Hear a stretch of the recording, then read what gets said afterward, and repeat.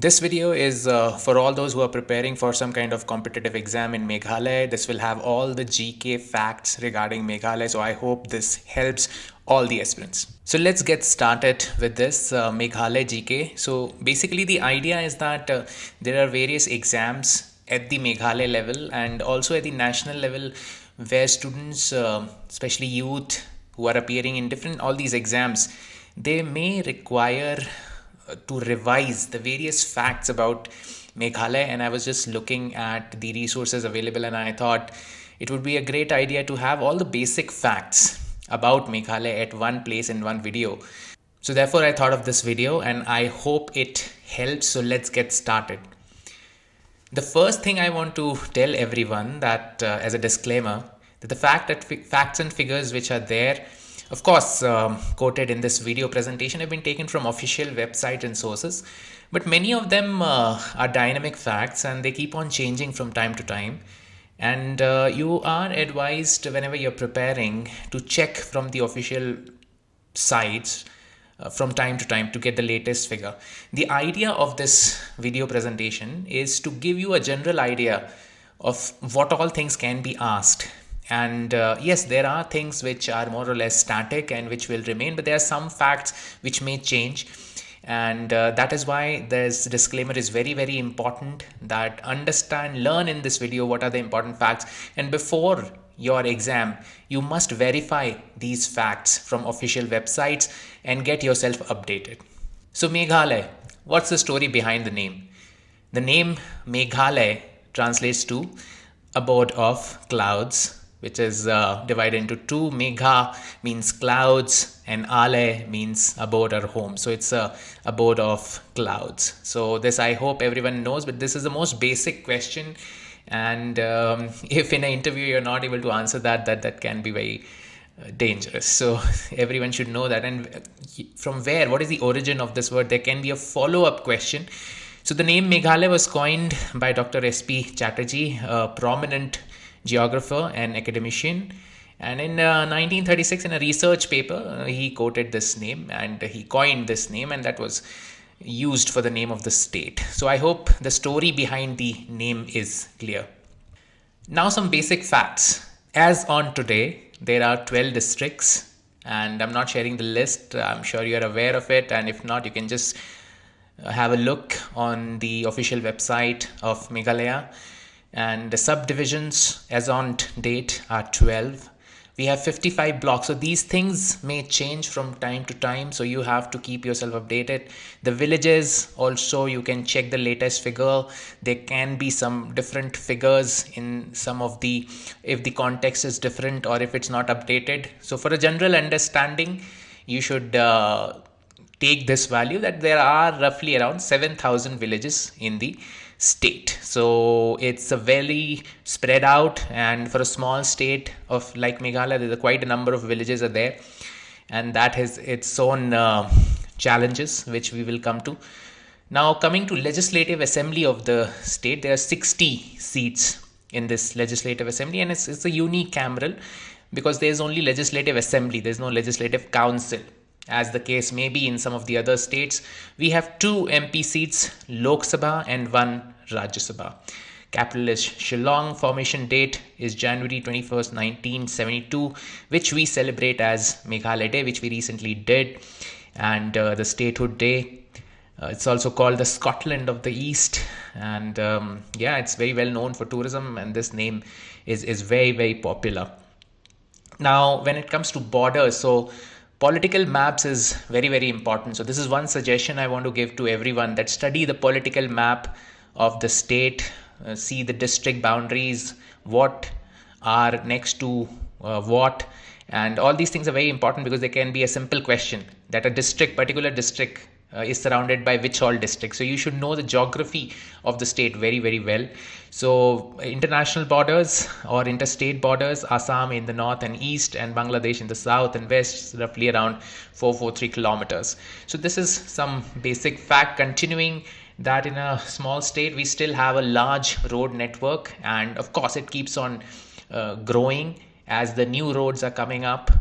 Roughly we have 11,484 as on date. road network. And of course, this figures keeps on changing, but this is for general understanding of everyone that let's say we have roughly around 11,000 kilometers of roads. Tele-density, that means the availability of telecommunication network is around 80%, and which keeps on improving as more and more towers come in, but roughly is a general understanding around 80%. Peak energy demand is 400 megawatt for the state, and this is also for the general understanding that how much the state power peak energy demand is and how much do we make. So these are all things you should know. These are the basic facts about the state. Now looking at the map.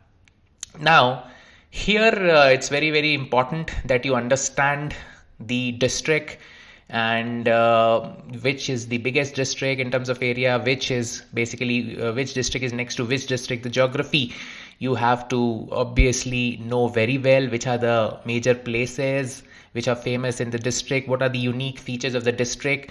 So a general understanding of the map is very, very important. Of course, in this video it will become too long, so I'm not going into that, but my general advice would be to get hold of a political map and study the each and every district and the boundaries and the state boundaries and the international boundaries. So it's very, very important to understand the map. In fact, on this note, I want to suggest that an atlas is a really good thing, and you should spend a lot of time with the atlas, with the maps of different state when you're preparing for some national level exam.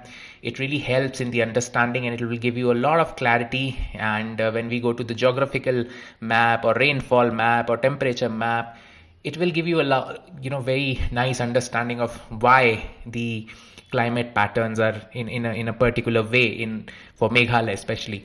So studying maps is very, very important. Now coming to history.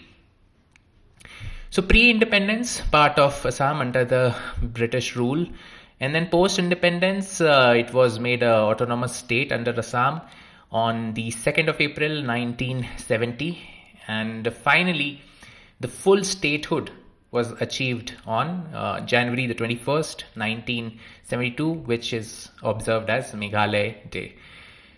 The cultural legacy, we'll come to that. There is a detailed slide, but of course, there's rich tribal traditions of the Khasis, the Jayantiyas, and the Garo people. And of course, coming to geography. Now, of course, this is the most basic figures that everyone will expect you to know. How much is the area in terms of square kilometer? Now, there can be various sub questions or follow-up questions. How much is it rural? How much is it urban? And all those things. So you need to know that. But in general, area, you should know how much area the state has. And the terrain is roughly, mostly it's hilly with some plateaus and with some valleys. And the highest peak is the Shillong Peak with 1965 meters.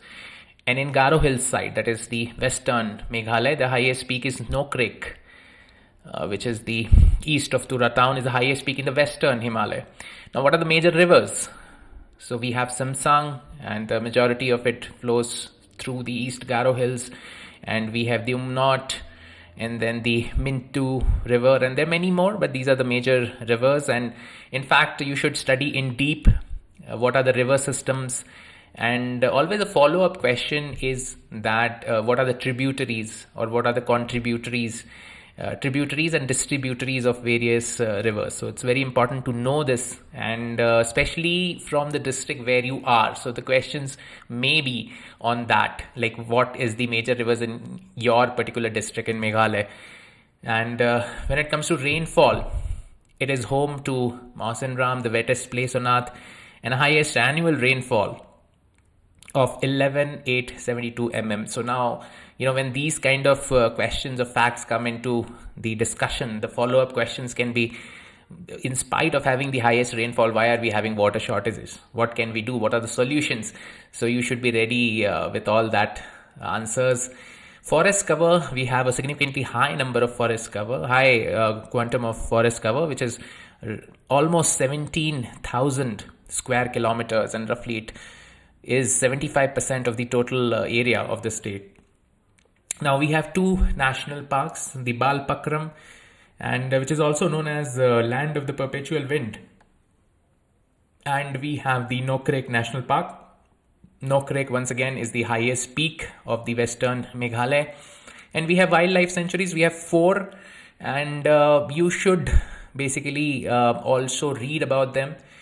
And you should also, now the question comes that which areas can be declared as national parks and which can be declared as other, like wildlife sanctuary, etc., etc. So of course these 4 wildlife sanctuaries are there, but what is their significance, and when they were made, and what is the advantages of doing that? All these things you have to understand in detail. So this is mostly about the geography. Coming to the demographics of the state. So now the last census was 2011. Now the new census will be in this year, hopefully. And as per the last census, it was 29 lakhs. And if you see the projected figures, now there can be different figures on different based on the what kind of sample survey it is. So roughly you can say the state is 37-38 lakh as projected population. And the density. Now density is basically how many people are there in per square kilometer. So that is basically total population divided by the area. So it roughly comes to 132 per square kilometer. So now a follow-up question can be which state has the least population density and which has the highest. So these all things you should also know, and you should research and know all these things. Decadal growth rate is around 30%. Now this is important. How much is rural and how much is urban? So almost 80%, 79.3% is rural population. 85.9% is the tribal population with the major tribes of Khasi, Jaintia and Garo. And languages, as you already know. And yeah, so other facts about religion and all these things, culture is also very, very important, and you should be aware of all these things. Literacy rate. Now, the actual literacy rate when it comes to Meghalaya will be much higher than this, but obviously we only have the figures from 2011. So it has been 14 years since then.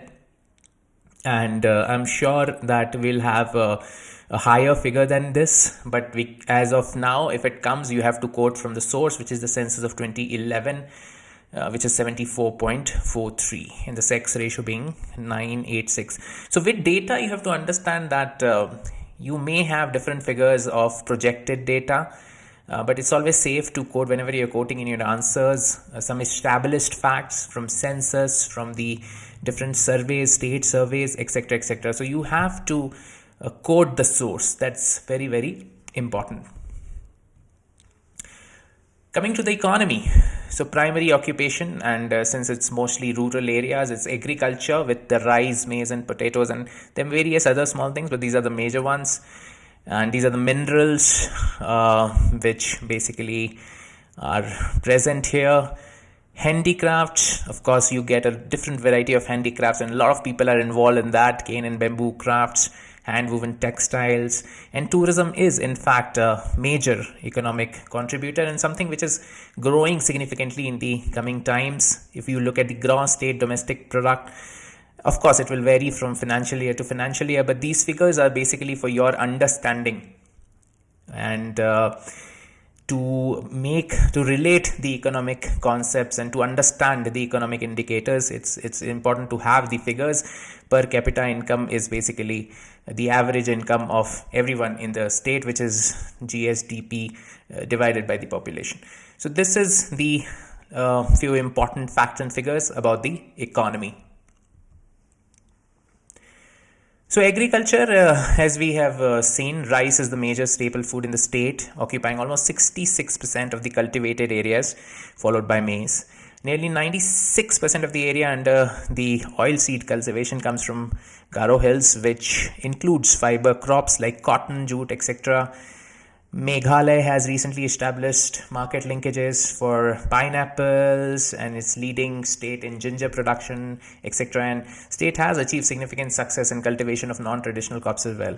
So now this question becomes relevant when the exam is relating to agriculture, or you are, or maybe your parents are having the background of agriculture. But nevertheless, as a citizen of the state, it's very important to know about the basic practices, the basic facts about all the dimensions, be it agriculture, be it horticulture, etc. So it's very important to understand the basics. So when you are framing an answer, if you have a general understanding of all the topics, it will really help you to come up with really good answers. Tourism, as I said, is very important for the state. And yeah, I mean, so these are the natural attractions. Of course, when somebody comes, most of the tourists, they definitely go to Cherrapunji, they definitely go to the living root bridges which are there, they definitely go to Dauki and Molenlong and the Umiam Lake, and the now something which has become very popular from Garo Hills, from South Garo Hills, is Wari Chora. So we are famous for caves as well. These are some of the cave names which are there. We have national parks, we have some unique features like living root bridges, and which is basically this UNESCO tentative heritage site, and the process is ongoing. We have some beautiful treks, so it's very important that you know some of them, and to explore the real beauty of Meghalaya, you must go on these treks. Nongjrong is one upcoming tourist spot where the landscape, the scene you witness in the morning is truly very unique. Mawphlang, the sacred groves of Mawphlang is of course one of the most significant and one of the most visited places with a cultural history, and there are very unique things about this Mawphlang village, and very wonderful place as well. And the many falls which especially in the monsoon season, which people come all the way to see these falls.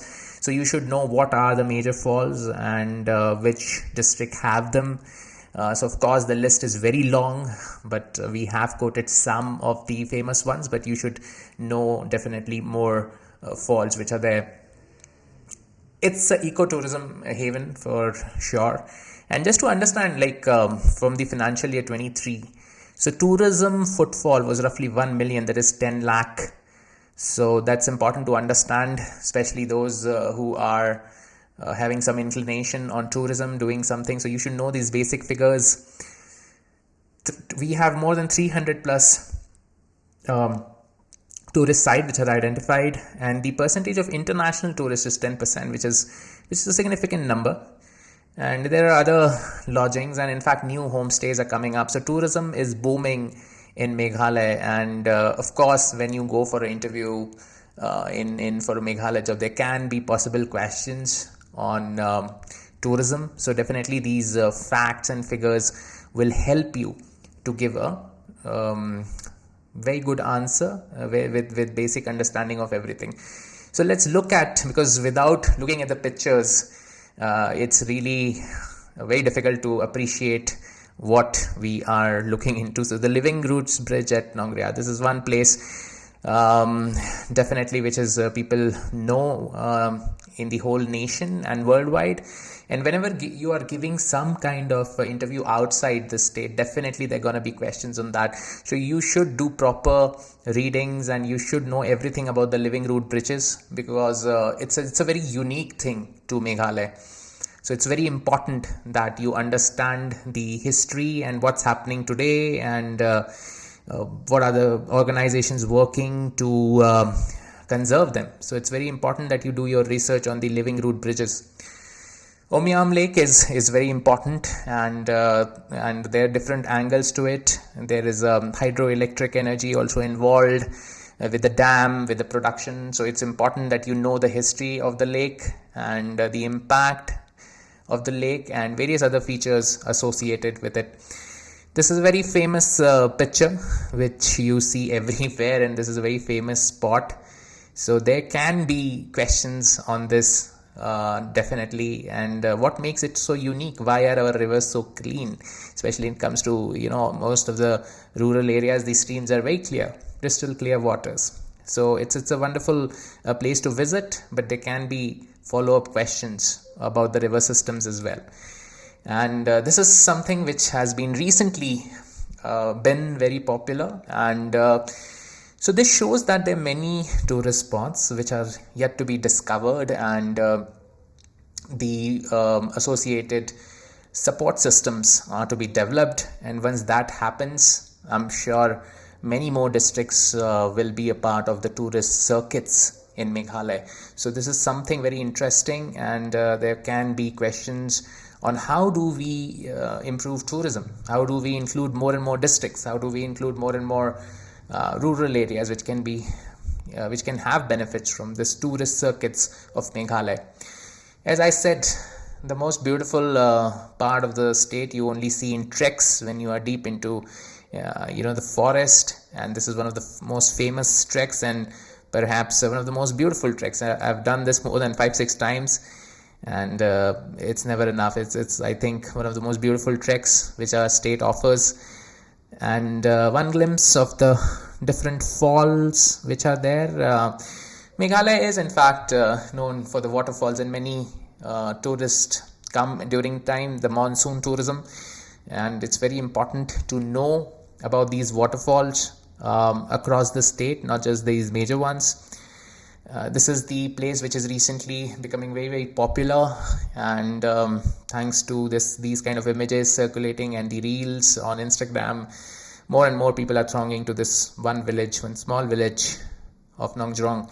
Now this has been quite popular for quite some time, being the cleanest village, and it's a very unique in that sense, and credits to the people of the village who maintain it really well, and something which we should all learn, and every place rather should be at this standards when it comes to cleanliness. This is something which is near to Shillong, and very important place, and this has also been getting significant traction in the recent times. So this is the sacred grooves, and these are the monoliths of Nartyang. You should always look into the history of it, how they were formed, what is the significance of this monolith, not just the place but the significance also should be researched.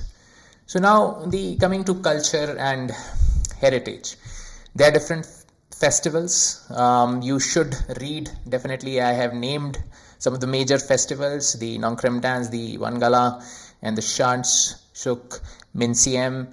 All the traditional music. Definitely you should know about the traditional Khasi, Garo and Jaintia dances, and the music which are there, and the practices of matrilineal systems which are there. And what is the meaning of these words? It's very important that you not just know the art form, but the history of it. What is the literal translation? What does it mean? When do we celebrate? What is the significance of the time period? And all those small details about all these culture and heritage part of Meghalaya is very, very important, because that's what makes us unique, and that's something when you especially go and appear in interviews outside, they may be interested to know all this. So you should have a great and detailed understanding of all the cultural practices which are there. Understanding the traditional attires is also very, very important, and knowing about them, what are they called. So this is also very, very important. This is a glimpse from the Wangala dance, which is 100 Dams Wangala, Shad Suk Minsiem, and the Bediang Klam. So you should go in more detail on each festival and research and know your cultural roots. It's very, very important. Coming to education indices of the state. This is something because I've been associated for almost nearly 2 years now with the state education department. We have a significant high number of schools for a small state like Meghalaya. It's very important to understand the problems, the reasons. There are many other video on education they've made. You can watch the education playlist for more details. But this slide gives you the overall, the bird's eye view of education. So we have 14,000 plus schools. We have 95 universities and colleges. We have 12 number of JNVs, which are CBSE schools, which are residential in nature. We have 7 number of KVs in the state. Now, when it comes to different parameters, understanding the different problems in the schooling system. So drinking water coverage. So this is obviously the scheme of Jal Jeevan Mission is ongoing, and at the end of the scheme, these figures will definitely improve. We have to understand that in rural areas, electricity is a major problem. And so what are the solutions? So these can be possible questions on this. Maybe solar, maybe it can be some other form of renewable energy. One other factor and fact which is very important is that the net enrollment ratio in secondary is just 41%, and basically the dropout rate of secondary is very high. So these are the major problems. And of course, if you look at the SSLC pass percentage in the last 5 years, it hovers around like 50%. So an average of 53.58. So that gives the major problems and major issues in education, that we have a significantly low pass percentage for class 10th SSLC, but for HSSLC it's better. We have a big and huge dropout rate at secondary, which we need to come up with some solutions, and as a result the net enrollment is very low in the secondary. So this is something, I hope it gives a picture. And if you need more details on education, I have an entire playlist of things, and the issues of education in Meghalaya have been discussed in those videos, and I'll share a link in the description, and you should definitely go watch those if you want more on education when it comes to Meghalaya.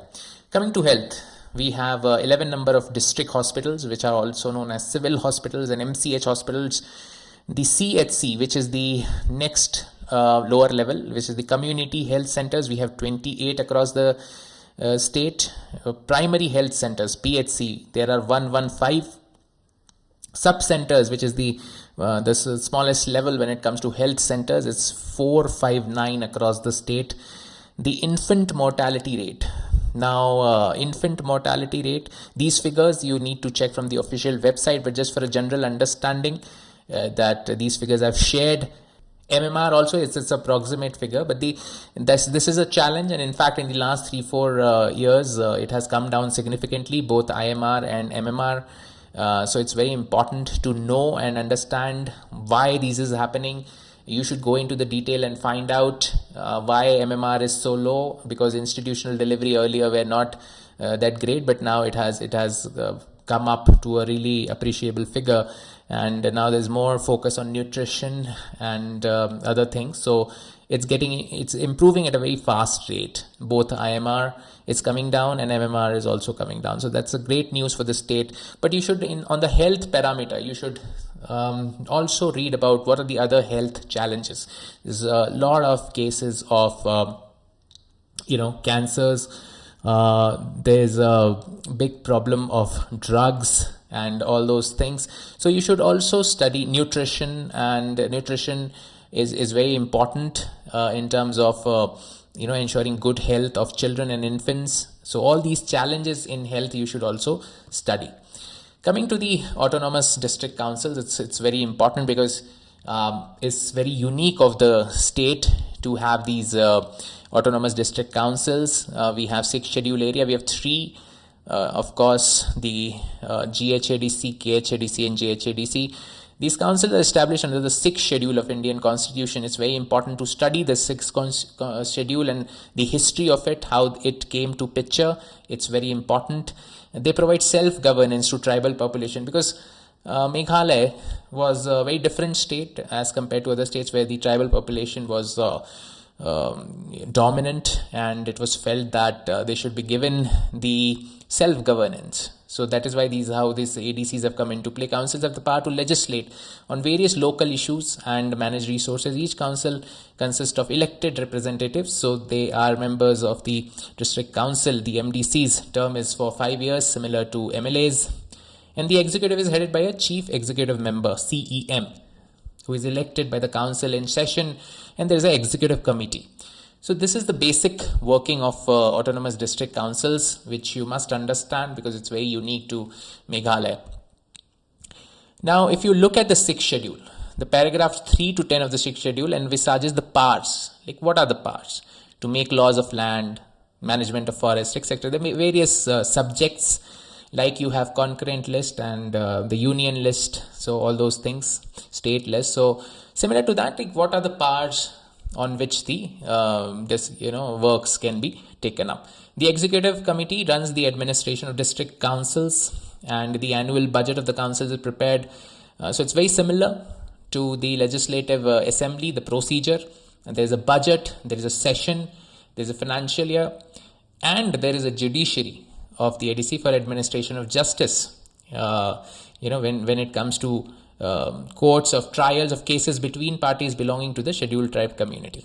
So this is dealt with the paragraph 4 and 5 of the 6th schedule. So 6th schedule, I would recommend that you read in detail so that you have a great understanding of the autonomous district councils. Now, coming to a very interesting aspect. Now, if you are giving an interview in Meghalaya, this slide can be very, very important. What are the unique challenges for the state of Meghalaya? When we talk of the development discourse, what are the important challenges, unique challenges? So hilly terrain. So hilly terrain is a big challenge. Whenever some kind of infrastructure is to be made, it's a big challenge to get plain area, flat area. You have to cut the hill. There's so many challenges. So hilly terrain is one. Dispersed villages. So we have all the village cover which is there is spread out. It is not like in some of the state that most of the villages are concentrated in one part and the other part is totally inhabited. So they are spread out, widely spread out through across. So it's a big challenge. Of course, because it is spread out, you need a larger road system. You need different services available at each and every village. So the quantum goes up. The complex land ownership. Now, this is also, it comes into question as because for doing anything, you need land, and to set up industries, to set up any business, the first requirement is land. And right now, the record system, the cadastral survey is a challenge. So this is a very important aspect that we have to address as a state to make it to have the land records digitized is very important. And once it's digitized, it becomes easy for the transfer of ownership, etc. And it becomes significantly easy to start projects. So the land ownership system is also something we need to look at. Limited economic diversification. So this is also important that most of the people are in the primary sector, and there's a very limited people involved in the secondary and tertiary sector. So it is important that we bring in diversification so that economic stability can be there. And distance from market is a challenge because we are far off from the major markets. So transportation of things. So we may have different things. For example, we have wonderful pineapples, but taking to the market, the transportation costs are very high. So these are the unique challenge which we face because of the landscape, and which will help you frame very good answers when it comes to especially main examinations, written examinations, and interviews as well. So now coming to some interesting facts, we have living root bridges, which we have shown you the picture, and it's a very unique bioengineering marvel. And it's very unique to Meghalaya. So you must research and know everything about it. Mawsynram, the wettest place. That also, with the changing pattern, there may be changes. So you have to keep yourself updated, which is the wettest place. Cleanest village, Long. Why is you should go and definitely you should visit this place and understand why it is the cleanest. So of course, with the facts, what happens is that of course you can read about facts, but seeing for yourself is something very important, and you will get a greater understanding of things. So of course you can read all the books and all the facts and everything, but seeing for yourself is something totally different. So this can be one of the interesting facts, that there was once a candidate for the post for the president of India from Meghalaya in 1992. The longest living bridge. Where is the longest living bridge? This all things, because living root bridge now is a very unique concept and dimension of Meghalaya. So all the facts relating to the living bridge becomes important. And of course, since we have so many caves, so that also the longest cave and other factors. Where are these caves? Why are these caves so significant? Why are they caves so unique. So these also facts become very, very important. The Garo Hills is the homeland of the Garos, and it's also, they are referred as the Achek. And the National Highway 6 is the longest NH. So this is basically, you need to know what are the different national highways which are going through or are in Meghalaya. That is also very important near you. In fact, you should know all the NH numbers and from where to where and what is the expanse of it. This is a common understanding. You should also know about the railway station which is there in Mendi Pathar and all the details about it, and what are the airports, what are the active airports, and what are the other option, and what are, which places are works are ongoing to make airports. So this is also very important. You should also know about Kong Thong, which is the whistling village. This, I think, is a unique thing in the entire world. Nowhere else you'll see that. So this is something very interesting, and everyone should go and visit this and understand the history behind it, and the significance of it, and the uniqueness. I mean, why it comes, what is the origin. So only when you go there you'll probably understand it better. You should also know about the Nongkhnam Island, which is a river island. Where is it? What is the significance and other things? We have already shown you the monoliths, why they are important. That's also very important. Who was the first chief minister of the state? These kind of facts are generally in objective type questions. You may get who was the first governor. So these things are there, but these are like very endless kind of things. There can be so many such questions. So, but just to make you understand, I have put some of the facts that's on similar lines. You must prepare. Of course, of the current disposition, you should know who is the current governor, who is the current chief minister. All these things are obvious that you should know that. But just to give you a basic understanding of the kind of questions which can come. Now these questions are also very common. What is the state bird which is there? The hill myna.